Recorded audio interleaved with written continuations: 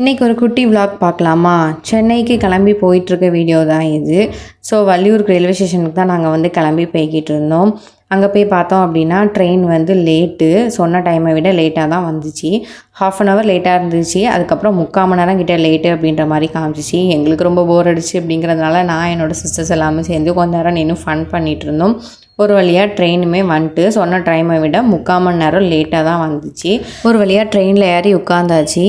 உட்காந்த அடுத்த செகண்டே வந்து ட்ரெயின் வந்து கிளம்பிட்டு. எனக்கு ட்ரெயினில் போகிறது பர்சனலாகவே ரொம்ப பிடிக்கும். உங்களில் எத்தனை பேருக்கு ட்ரெயினில் ட்ராவல் பண்ணுறது பிடிக்கும் அப்படின்னு சொல்லிட்டு மறக்காமல் கமெண்ட்டில் சொல்லுங்கள். அண்ட் திருநெல்வேலியுமே வந்துட்டு அடுத்தாக்கில் திருநெல்வேலி வந்த அடுத்த செகண்டே எங்களுக்கு பசிக்க ஆரம்பிச்சிட்டு நாங்களுமே சாப்பிட்டுட்டோம்.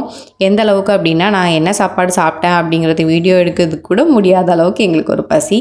சாப்பிட்டு முடித்ததுக்கப்புறம் டீ குடிக்கணும் போல் இருந்துச்சு. சரி அடுத்தால மதுரை வரும்போது நம்ம டீ குடிக்கலாம் அப்படின்னு சொல்லி பார்த்தா அங்கே எந்த ஒரு டீயுமே வரலை. சரி போங்கடா இன்றைக்கி நமக்கு டீ வந்து கொடுத்து வைக்கல அப்படின்ட்டு விட்டாச்சு. அண்ட் என்னோடய ஹஸ்பண்ட் வந்து எங்களுக்காக பீஸா வந்து ஆர்டர் பண்ணியிருந்தாங்க.